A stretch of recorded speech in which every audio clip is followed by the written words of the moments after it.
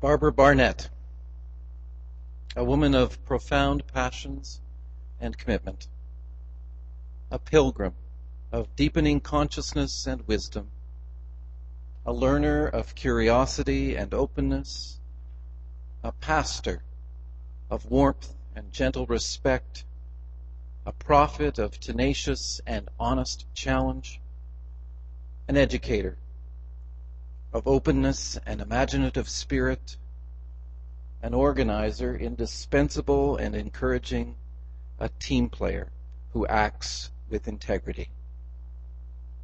Barbara Barnett stands before you today as a most worthy companion of the Center for Christian Studies. Over the years at CCS, she has served on the Volunteer Recruitment and Support Committee, the Development Committee, an Anglican Task Group, a Forward Planning Task Group, a Governance Task Group. She was on a steering committee for a joint training program for the Anglican and youth workers. She has acted as a vocational mentor and resource person at learning circles. She's a peer asker for the endowment campaign, and she has, even in the past, been on a planning group for this annual service of celebration. And notably, she was co-chair of the Central Council and served on its executive for many years. Those years included some difficult decisions on the finances and future of the center, and Barbara never failed to discern, to question, to offer suggestions and hope. She was always building and supporting relationships. Following education at the Lycée Français de Londres, at the University of Manitoba in Arts, and at St. John's College in Theology, Barbara was ordered as a deacon in 1982, ordained as a priest in 1983, and appointed canon in 1996 by the Anglican Church in the Diocese of Rupert's Land.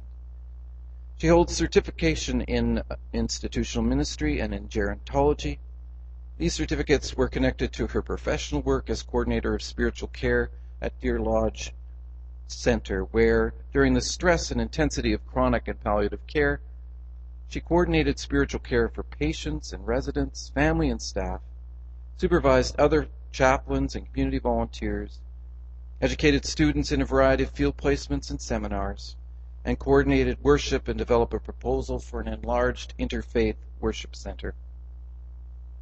Prior to Deer Lodge, Barbara was chaplain at Winnipeg Municipal Hospital, program director for Rupert's Land Respite Care, and chaplain at St. John's College. She's been priest in charge at St. Catherine's in Birds Hill, St. Thomas, Winnipeg, St. Stephen's in Winnipeg, and she has served as honorary assistant at St. George's Transcona and St. Peter's in Winnipeg. Barbara has volunteered for the Canadian Association for Pastoral Practice and Education, working as a secretary for the Education Standards Commission, a member of the National Board, president of the local region, and program chair for a national convention.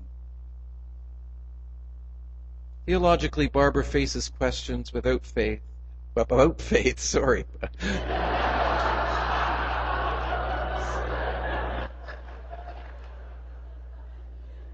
Good thing I didn't just carry on. Theologically, Barbara faces questions about faith without expecting pat answers, and she knows at a core level of her being that all life is relational and interdependent. She believes that creation and relationships are holy and sacred.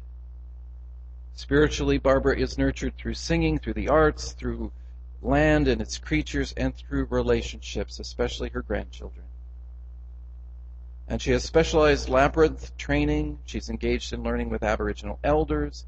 Educationally, Barbara takes joy in facilitating the learning of others. She's a creative teacher who readily employs the action-reflection model and who offers what is uplifting and what is challenging. She really enjoys leading birding and eco-education groups at Fort White Alive. Her engagement and actions for justice are broad: care for children, projects related to housing for people with disabilities, and support for individuals experiencing crises in health. Barbara's life epitomizes justice, from her attention to language, policies, and boundaries, to her dedication to processes that are just and attainable.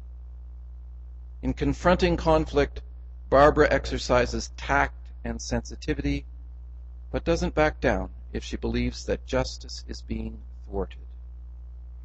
From planting trees to environmental travel plans, Barbara models her belief in caring for our planet, and through the music of Carolyn McDade, Barbara has been a pivotal member of the Sacred Web Society, which promotes eco-awareness. Barbara is known and valued for her leadership and extraordinary companioning of the center, its students, staff, and circles of friends and supporters. We believe that both her personal and professional life honor CCS and epitomize the ideals of the center.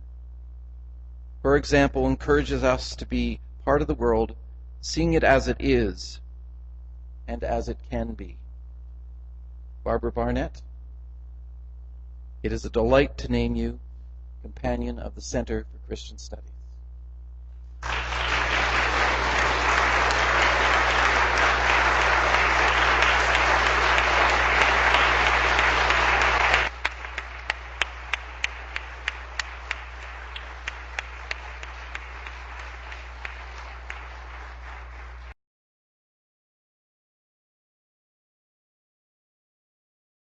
The service for the ordination of a deacon in the Anglican Book of Alternative Services calls the ordinand to a special ministry of servanthood.